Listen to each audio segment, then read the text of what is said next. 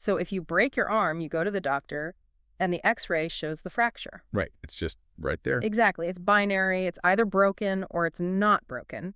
You point to that jagged white line on the film, and boom, you have your answer. It's comforting, honestly. Yeah, it is incredibly comforting because, we like things to be visible. We like things to be categorized, to just make immediate rational sense. Human nature. But when you try to diagnose the decades-long relationship between Donald Trump and Jeffrey Epstein, the X-ray machine just completely shatters. Oh, totally. It explodes. Right. Today, we're not just looking at a timeline for this deep dive. We are looking at a staggering 3.5 million pages of unsealed documents. Which is just a mountain of paper. An absolute mountain. Right. And we're doing this to figure out how two apex predators essentially shared the exact same elite sandbox and, well, what actually happened when the public finally turned the lights on. Right. And we have so much source material to go through for this. Yeah, we have the Department of Justice's Office of Professional Responsibility report, the OPR report from 2020. We have comprehensive, heavily sourced timelines tracking their interactions. Analytical pieces from The Guardian. Exactly. Deep dive cultural coverage from Mashable, and of course those massive 2025 and 2026 document releases that were basically forced by the Epstein Files Transparency Act. And honestly, it is the ultimate diagnostic challenge. And I think right up front, we really need to establish exactly how we are navigating this for you, the listener. Yeah, that's crucial. Because we are impartial guides here. We are walking through a landscape that is fundamentally a battlefield. I mean, it's a mix of political spin, deep trauma, legal maneuvering, and just massive public outrage. It's a minefield. It really is. So we are going to look at the verified proximity between these two men. We'll examine the legal hurdles, the unverified allegations, and that massive ensuing political fallout. And we are not here to take political sides. No, absolutely not.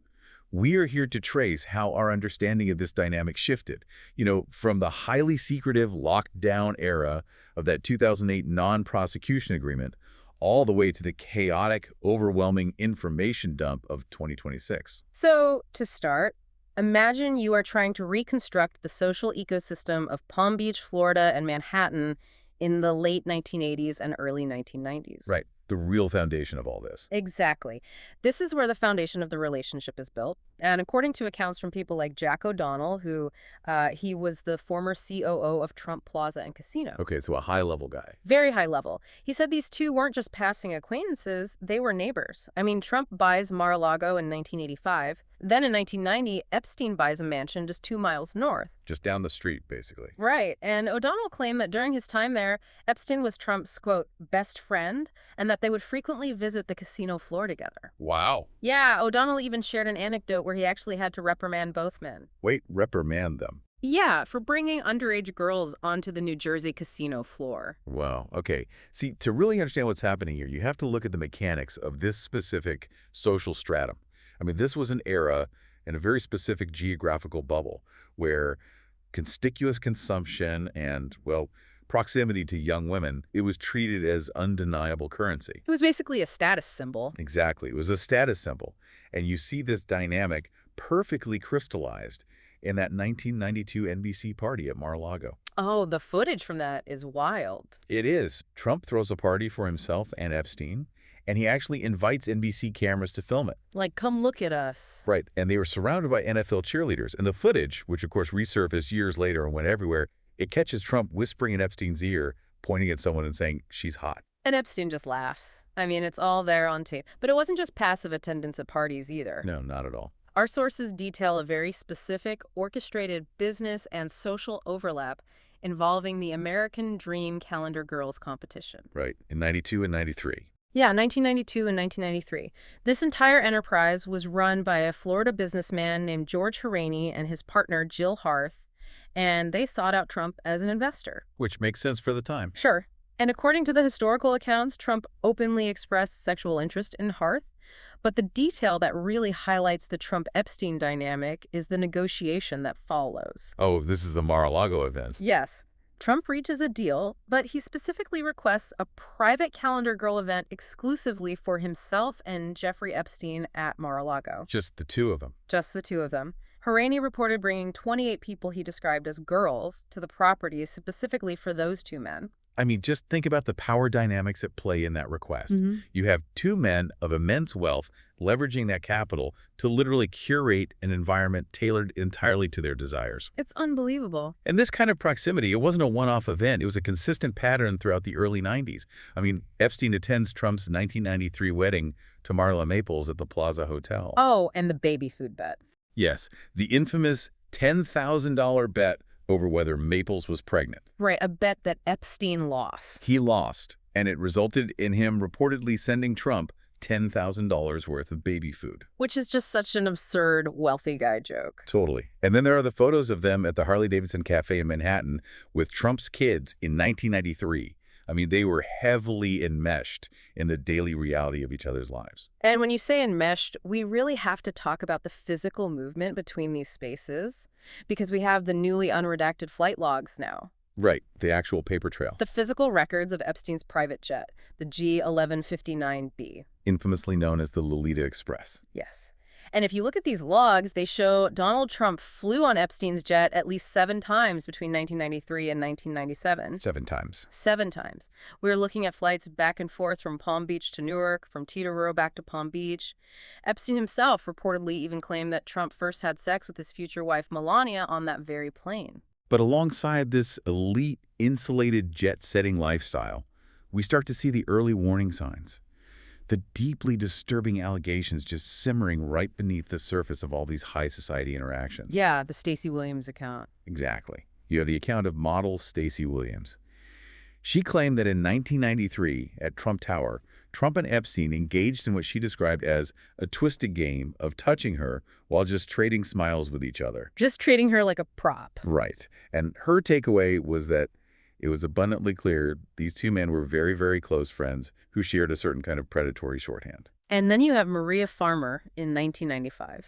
And her account is critical because she was the first person to actually report Epstein and Ghislaine Maxwell to law enforcement. Right. She actually went to the police. She did. She recounted an incident where she encountered Trump late at night in Epstein's Manhattan office. She was in her mid-20s at the time, and she described Trump leering at her in a highly threatening way. But what happens next is what's really fascinating. Yeah, Epstein actually intervenes. He steps in. Yeah, Epstein warns Trump off. He literally says, no, she's not here for you.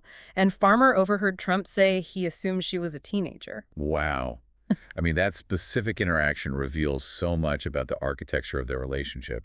You have two highly powerful men, but Epstein is clearly marking his territory. Definitely. He is warning Trump off a woman in his domain. It suggests this proprietary attitude toward the people they brought into their orbit. Like ownership. Exactly. And a very clear, understood boundary between the two of them regarding who was a target and who, quote-unquote, belonged to whom. I want to push back on the framing here, though, just a little bit. Okay, go ahead. Because if we look at them like two rival casino bosses, they will happily share a private jet, they'll drink at the same bar, they'll share resources because it keeps the outside world at bay. Like a mutual non-aggression pact. Yeah, right, exactly. But does this early intense proximity actually prove complicity in Epstein's darker crimes?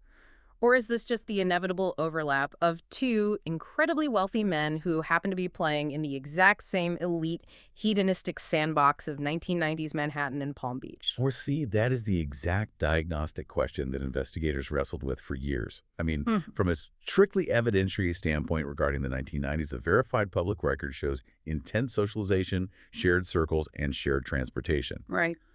But proximity alone doesn't definitively prove criminal complicity by Trump in the specific mechanics of Epstein's sex trafficking network. It's just association. Exactly. However, what this early period does is set the stage. It establishes that they were not merely passing acquaintances or guys who just bumped into each other at charity galas. Those are in deep. They were fixtures in each other's private worlds. And that foundational closeness is exactly what makes the deeply personal and highly controversial artifacts from the early 2000s so incredibly significant. Which brings us to the early 2000s. And this is where the artifacts go from just shared parties to something deeply bizarre. Very bizarre. So fast forward to 2025. the House Oversight Committee releases this massive trove of documents, and inside is this object, The birthday book. the birthday book. It's a leather-bound photo album titled The First 50 Years. It was created by Ghislaine Maxwell for Jeffrey Epstein's 50th birthday in 2003, and nestled inside this book is a note attributed to Donald Trump. And, the physical description of this note is crucial to understanding the culture they operated in. It's so weird. It really is. It features several lines of typewritten text, but the text is framed by the outline of a naked woman, apparently hand-drawn in heavy marker. Just drawn right onto the paper. Yes, and the signature, which reads as Trump's, has this deliberate squiggly flourish drawn directly below the woman's waist. Oh, wow. And the Wall Street Journal explicitly described this flourish as mimicking pubic hair. And the text itself, it reads like an imagined dialogue. It literally says, "We have certain things in common, Jeffrey. A pal is a wonderful thing.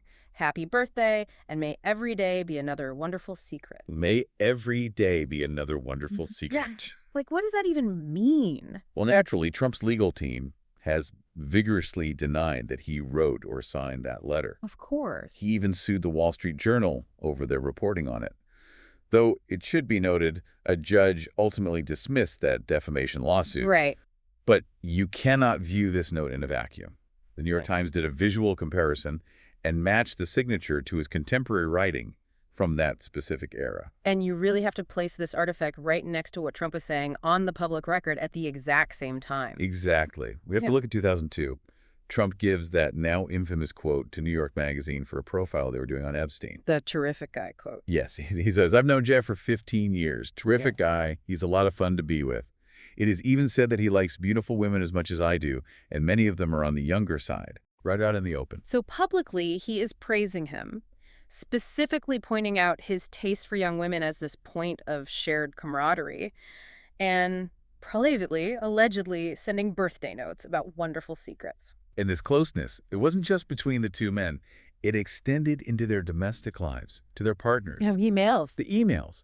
The Department of Justice released a partially redacted 2002 email exchange between Melania Trump, then Melania Nels, and Ghislaine Maxwell. Right. Melania emails Ghislaine specifically to praise that very same New York Magazine profile of Epstein.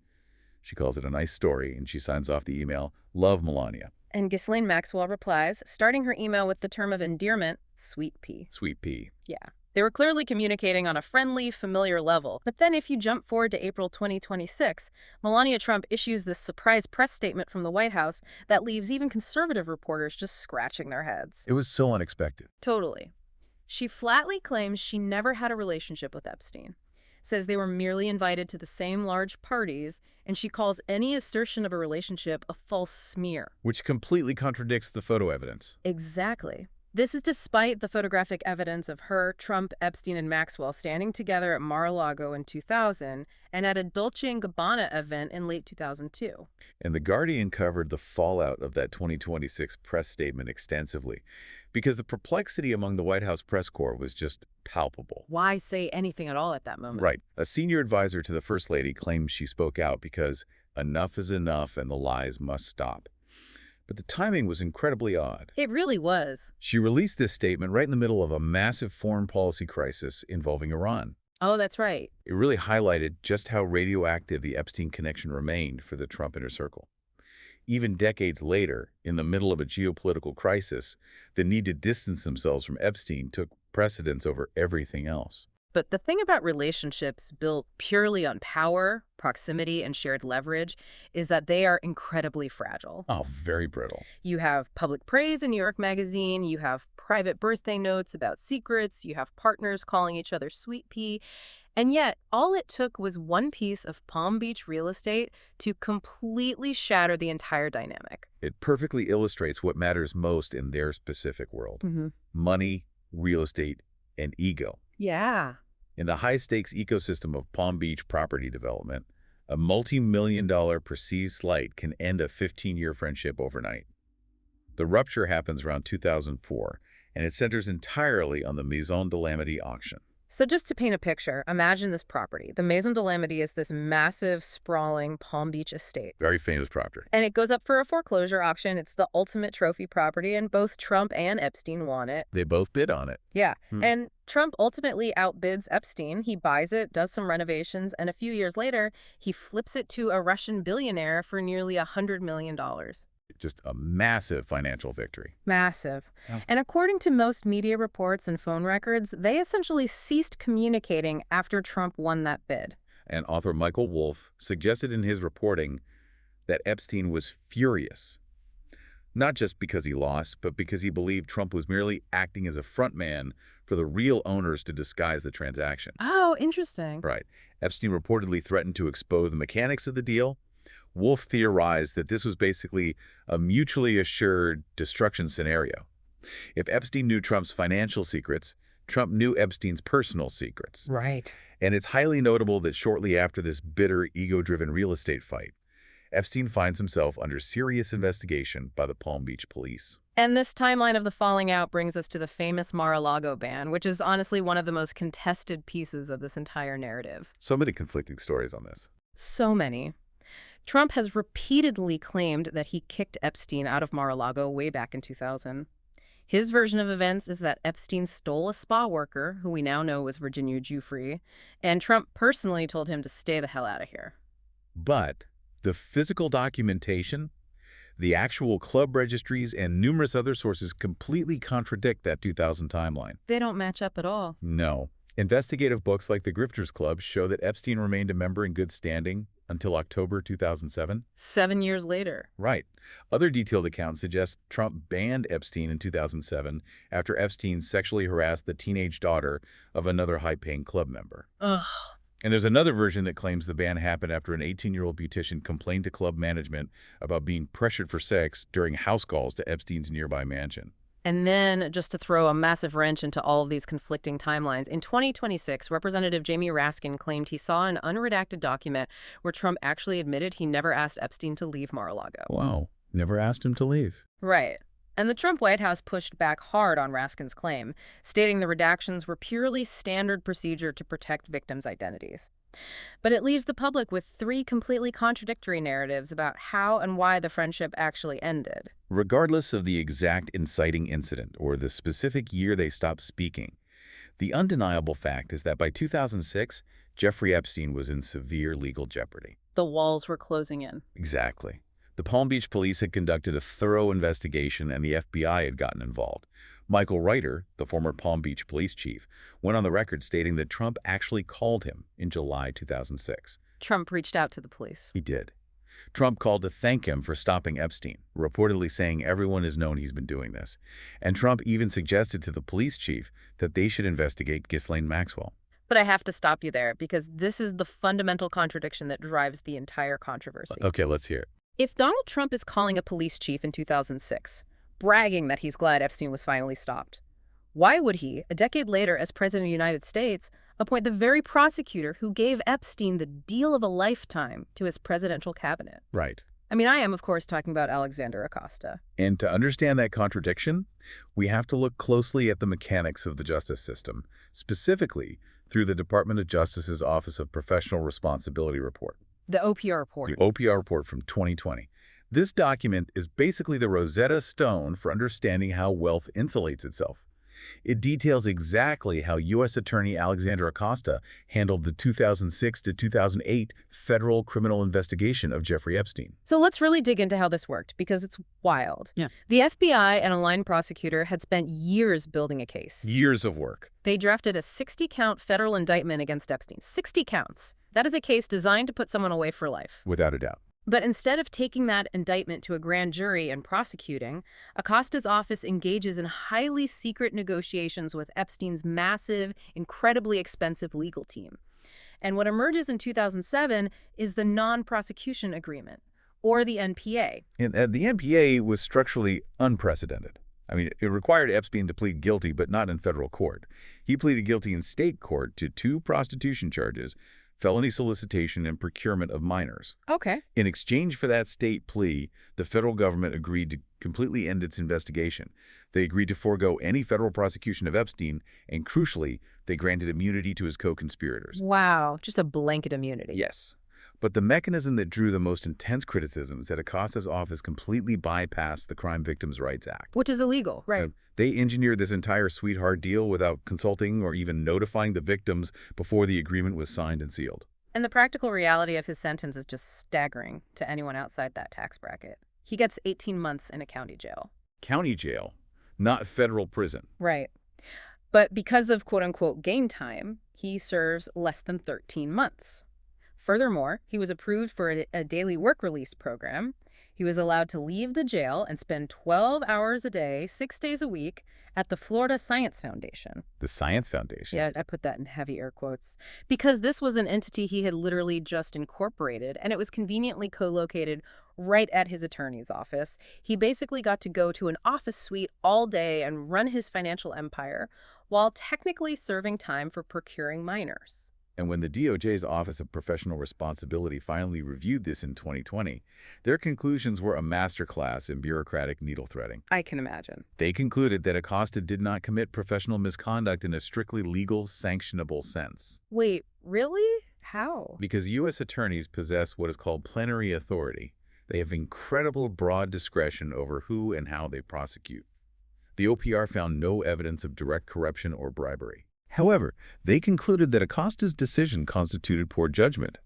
They found he failed to properly consider the immense difficulties of a resolution that relied entirely on state officials, that he resolved the case long before federal investigations were even complete, and that he agreed to highly unusual preferential terms. So they admit it was unusual. Yes, and it is vital to note that a federal court later ruled that the government did indeed violate the Crime Victims' Rights Act by keeping the victims in the dark. So Acosta engineers this incredibly lenient, highly irregular deal in 2008. The victims are sidelined.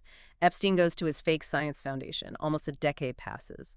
Then in 2017, President Donald Trump nominates Alexander Acosta to be his Secretary of Labor. The timing is incredible. It is. And when the Miami Herald finally broke the story wide open again in 2018, exposing the buried details of the NPA to the world, the public outrage was massive. The pressure was so intense that Acosta actually had to resign in 2019. But the glaring contradiction remains. Trump claimed to be glad Epstein was caught, yet elevated the very architect of Epstein's escape to the highest levels of the federal government. And that specific contradiction is the engine that drove decades of public outrage. It cemented the feeling among the general public that the American justice system fundamentally operates on two tiers. Absolutely.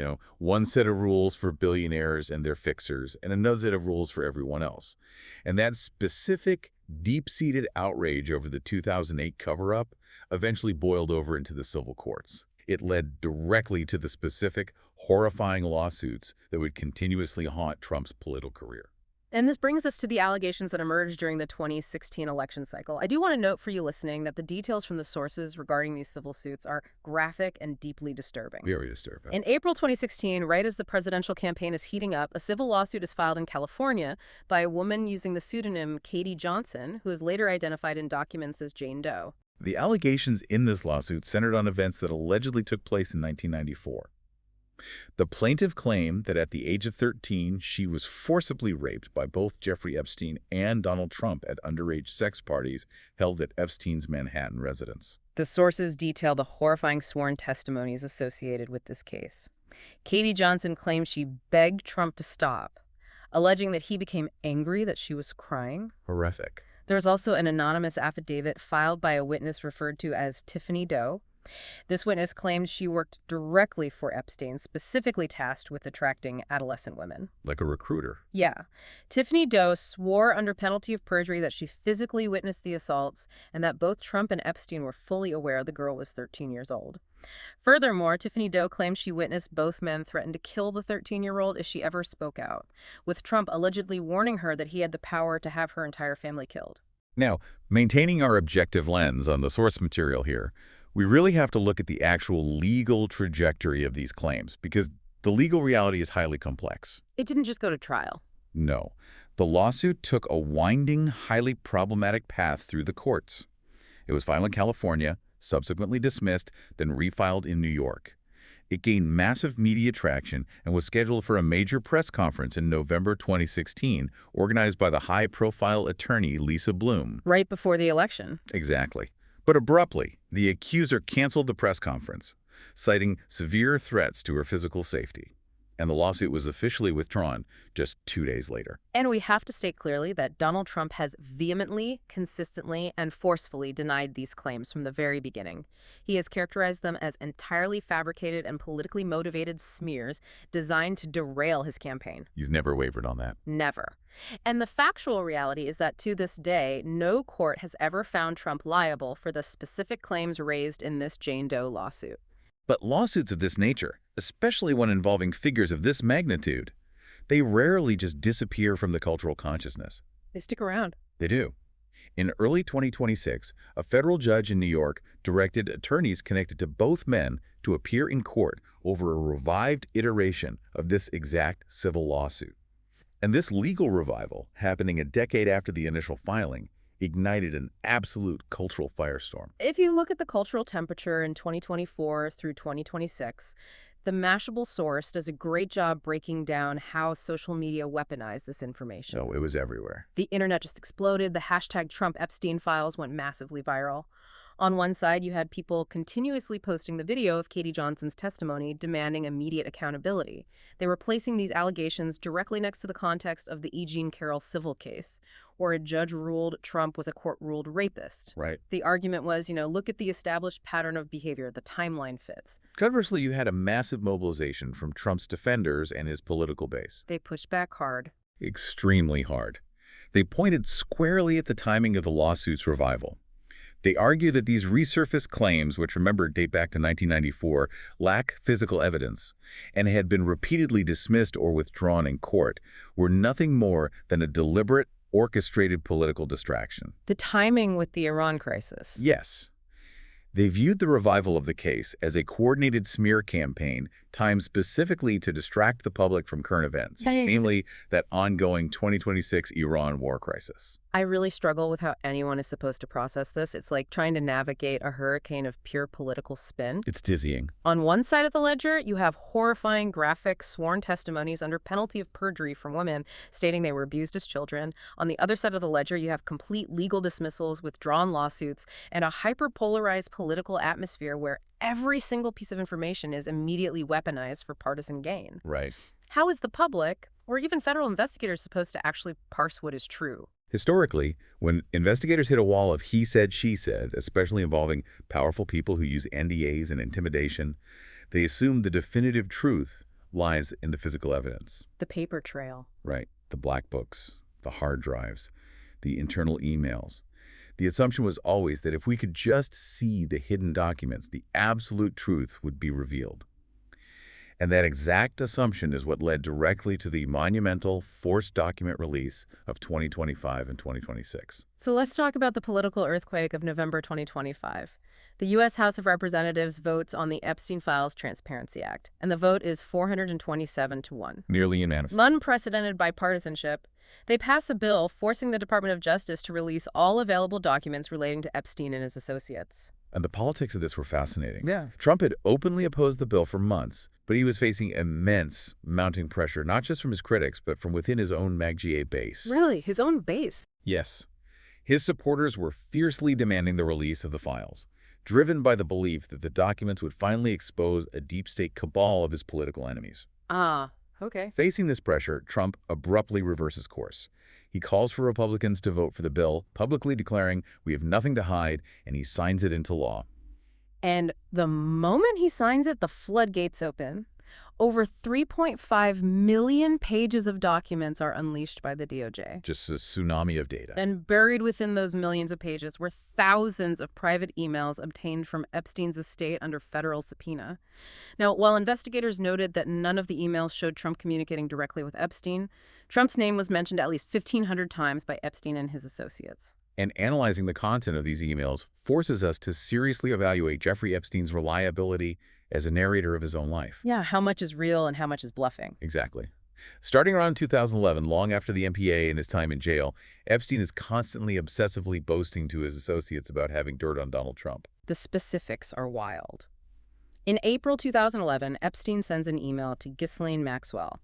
He claims that Trump spent hours at his house with a victim. The victim's name is redacted in the release, but congressional committees suggested context clues point to Virginia chauffeur. Okay. Epstein writes, quote, "That dog that hasn't barked is Trump. He has never once been mentioned." And Maxwell replies to him, "I have been thinking about that." And then you look at an email from August 2018. Epstein is writing to Kathy Rimler, who was formerly Obama's White House lawyer. They were discussing the news that Trump's fixer, Michael Cohen, might be cooperating with prosecutors. Right, big news at the time. Yes. Epstein writes to her, "You see, I know how dirty Donald is. My guess is that non-lawyers and NEBA's people have no idea." In 2015, Epstein emails the journalist Michael Wolff, explicitly offering photos of Donald and girls in bikinis in my kitchen. In other correspondence, Epstein even claims that he gave a 20-year-old woman to Trump after dating her himself. But this is where we have to apply serious critical analysis to Epstein's motives. We have. Was he telling the truth, or are we looking at a convicted sex offender and grifter who is desperately trying to leverage a past friendship to inflate his own importance? Right. If you look at other emails from 2018, Epstein is actively coaching Steve Bannon, who had recently been fired by Trump. Epstein is giving Bannon unsolicited advice on how to publicly defend Trump's policies on immigration and tax cuts. Like he's a political strategist. Right. Epstein even advised Bannon on strategies to undermine Christine Blasey Ford during the Brett Kavanaugh Supreme Court hearings. See, this is exactly where I have a hard time buying that Epstein was some kind of mastermind holding all the cards. I think these emails show the exact opposite. How so? If he actually had dark, blackmail-level dirt on the President of the United States, Right. why is he sending desperate emails to Steve Bannon trying to act like a shadow advisor? That's a great point. He sounds less like a shadowy puppet master and more like a desperate name-dropper trying to cling to any scrap of relevance he can find.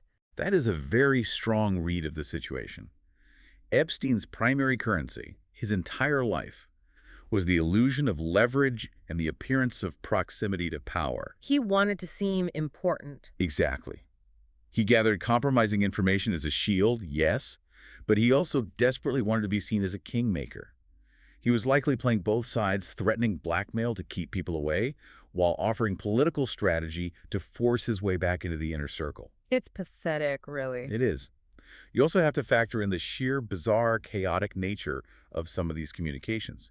For example, there is an email from Jeffrey's brother, Mark Epstein, sent in 2018. Oh, the Bubba email. The Bubba email. Mark jokes to Jeffrey that he should ask Steve Bannon, quote, if Putin has the photos of Trump blowing Bubba. Yeah, and Mark Epstein later had to clarify to reporters that Bubba was just an inside joke about a private individual they knew, not Bill Clinton, as the entire internet immediately speculated. Right, everyone assumed it was Clinton. Of course. But it just adds to the absolute circus atmosphere of these files. And then there's the email Epstein sent to himself in 2019, where he claims Trump did meet a victim at his house, but explicitly goes out of his way to state Trump, quote, never got a massage. Sent to himself. Yeah.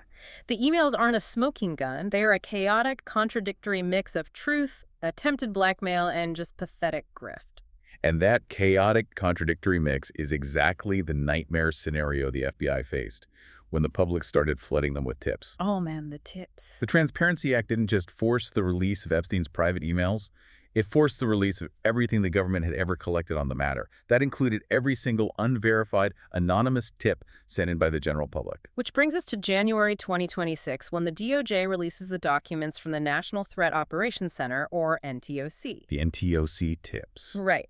These were the tips submitted by the public during the highly charged 2020 election year. And the contents of these tips are, to put it mildly, completely explosive. Before we detail these, we must strongly, unequivocally emphasize the Department of Justice's official stance on this release. We really need to be clear about this. The DOJ explicitly stated that they erred on the side of overcollecting. To strictly comply with the broad mandate of the Transparency Act, they included everything sent to the FBI by the public, regardless of its veracity. Or filter. Zero filter. They released a formal statement clarifying that the production included, quote, fake or falsely submitted images, documents, or videos. They explicitly noted that many claims against Trump were untrue and sensationalist, pointing out the logical reality that if any of these tips had a shred of credible, actionable evidence, they would have been weaponized by political opponents years ago. Right. But because the Transparency Act forced them into the public domain, we have to look at what the public was actually sending to the FBI. What were they sending? Well, one tip from August 2020 came from a woman claiming she was trafficked to Epstein way back in 1984 at the age of 13. She alleged she gave birth and her uncle killed the newborn and threw the body into Lake Michigan, all while Donald Trump stood by and watched. And fact-checkers like Snopes immediately jumped on this tip and dismantled it. They investigated the claim and found that the date, 1984, simply did not line up with the established verified timeline of Trump's friendship with Epstein, which began in the late 80s in Palm Beach. Right, 1984 is too early. Exactly. Furthermore, neither man had any established geographical or business ties to Lake Michigan at that time. They couldn't substantiate a single detail of the claim. Then there was a complaint alleging that around 1990, Trump forced a 13 to 14-year-old girl to perform oral sex, and the tip claimed the girl bit him. Okay. There was another report referencing a limousine driver. This driver claimed that in 1995, while driving Trump to the Dallas-Fort Worth airport, he overheard Trump on a phone call talking about Epstein and, quote, abusing some girl. Just overheard it through the partition. Right. And the tip gets even darker, alleging that the driver's ex-girlfriend, who was supposedly an Epstein victim, was later found dead in Oklahoma with her head blown off. The coroner ruled it a suicide, but the driver claimed to the FBI that it was murder. The deluge of tips just goes on and on. There were allegations of Trump being a client for sex trafficking at his Rancho Palos Verdes golf course in 1995 and 1996, complete with horrific rumors of girls being buried on the facility's grounds. Buried on the golf course. Yes. But if you read the actual FBI report attached to that tip, the FBI noted that this specific complainant was interviewed by agents and officially deemed, quote, not credible. Wow. There were claims of big orgy parties with Victoria's Secret models. There were claims of Trump at Mar-a-Lago sticking his fingers into children to rate them for auctions, with figures like Elon Musk and Alan Dershowitz allegedly sitting in attendance. It is an absolute deluge of the most horrific, nightmarish scenarios imaginable. And it wasn't just tips from the public. The DOJ also released a physical letter, allegedly written by Epstein, to the disgraced gymnastics doctor Larry Nassar, supposedly penned right before Epstein's death in jail. The Nassar letter. Yes, and the letter explicitly claimed that, quote, our president, meaning Trump, also shares our love of young, nubile girls. But again, the DOJ had to immediately step in and debunk that letter. They pointed out several glaring, amateurish irregularities. What were they? Well, the handwriting did not match Epstein's known writing. The return address on the envelope didn't list the jail or his specific inmate number as required. The postmark was from Virginia instead of New York, where he was housed. Oh, that's sloppy. And perhaps most damningly, it was postmarked 3 days after Epstein had already died. It was a complete fabricated hoax. This is what the whole concept of the Transparency Act starts to feel like a trap. We fought for this law, assuming it would give the public the ultimate truth. But it's as if the Transparency Act didn't give us a clear window, it gave us a kaleidoscope of madness. A kaleidoscope is a great way to put it. By forcing the DOJ to dump 3.5 million pages where completely unverified debunked FBI tips and fabricated fake letters sit right next to actual verified flight logs and real emails, did the DOJ actually make it harder for the public to ever know what is real? That phenomenon is exactly the thesis of a brilliant analytical piece by Moira Donegan in The Guardian. Oh, I read that piece. She analyzed how the entire Trump-Epstein saga has become a massive vessel for QAnon-style conspiracy theories. Donegan argued that this sheer volume of wild, unverified tips and grand deep state theories actually obscures the much darker, tragic reality of the situation. The reality being that Epstein's abuse wasn't some hidden secret cabal happening in a pizza parlor basement or a secret underground bunker. Exactly. Donegan's crucial insight is that Epstein's real abuse was happening right out in the open. Plain sight. Plain sight. He was a convicted sex offender, he served time, he got out, and he was immediately welcomed right back into the social and financial circles of the world's most powerful men. Which is just baffling. The societal obsession with finding a secret pedophile ring at the center of power with satanic rituals actually misses the horrifying truth. The real abuse was mundane, it was systemic, and it was openly tolerated by the elite class because of his wealth. Right. The conspiracy theories, ironically, serve to make the story about the grand mythology of the powerful men, rather than focusing on the actual structural abuse of the victims. So if we pull all the threads together from the sources we've examined today for this deep dive, we started in the socioeconomic bubble of the 1990s, looking at the mechanics of two incredibly rich men sharing private jets, attending VIP parties at Mar-a-Lago, and evaluating calendar girls in a closed loop of wealth. We move through the bizarre artifacts of 2003, analyzing the psychology behind a typewritten birthday book note wishing for wonderful secrets. We navigated the incredibly secretive and legally unprecedented 2008 non-prosecution agreement, where U.S. Attorney Alexander Costa utilized his plenary authority to give Epstein the deal of a lifetime, deliberately keeping the victims completely in the dark. And from there, we traced how that failure of the justice system fueled the civil litigation of 2016, specifically the harrowing Jane Doe allegations. And finally, we ended up drowning in the 2026 flood of 3.5 million pages. The information overload. We analyzed Epstein's private emails, seeing a man desperately trying to leverage his past proximity to power through a mix of boasts, blackmail, and grift, while simultaneously trying to coach political advisors. Yeah. And we waded through the NTOC tips, which was an absolute swamp of unverified, sensationalist, and sometimes completely fabricated allegations submitted by a hyperpolarized public. It is a journey from two apex predators operating a mutual non-aggression pact in the 90s to a bitterly divided political landscape where every single piece of paper, real or fake, is immediately weaponized. Ultimately, analyzing this mountain of source material reveals as much about the structural flaws in our legal system and our culture's current obsession with conspiracies as it does about Trump and Epstein themselves. That's a really good point. It shows a legal system that, in 2008, bent over backward to accommodate wealth and power. And it shows a culture that, in 2026, is so deeply fractured and distrustful that it cannot agree on basic verifiable facts, even when handed 3.5 million pages of them. Which brings us back to where we started, the shattered X-ray machine. We spent decades as a society demanding the unsealing of the Epstein files. We operated on this fundamental, almost naive democratic assumption that sunlight is the best disinfectant. We really believe that. We believe that if we just forced the government to release the documents, the truth would be undeniable and the guilty would be punished. But looking at the reality of the 2026 document dump raises a lingering, highly provocative question for you to mull over. Yeah. When a massive government release includes verified flight logs and real damaging emails sitting right next to completely fabricated internet rumors, fake letters from dead men, and debunked anonymous tips, does radical transparency actually lead to accountability? Or does dumping millions of pages without context just create enough deafening noise to ensure that no one ever has to face the truth? Does the X-ray matter if you flood the room with so much light that you permanently blind the doctor? Thank you for joining us on this deep dive. Stay curious, keep reading, and most importantly, keep questioning the sources.